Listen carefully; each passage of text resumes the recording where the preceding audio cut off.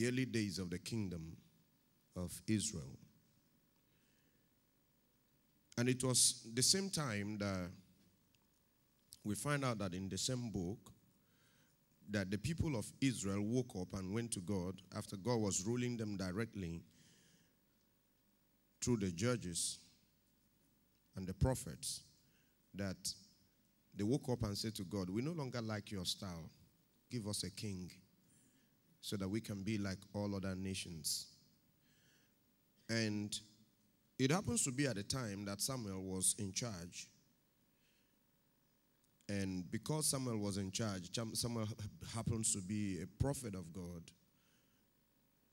Samuel went to God, and though it displeased him because they rejected Samuel's descendants, Samuel's children, to take up the responsibility.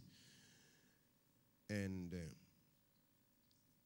upon going to God, God said to Samuel, it doesn't matter.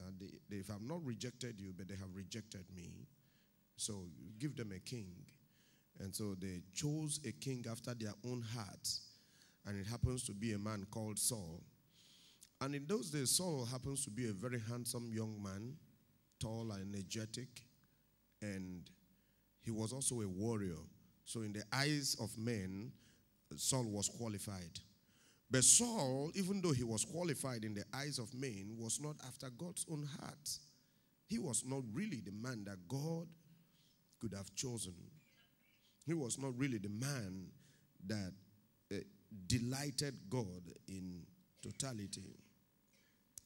And during the course of Saul's life, we find out that it was a time that Saul, after he lost his kingship and lost his throne, God now decided to have a king after his own heart, and God chose David.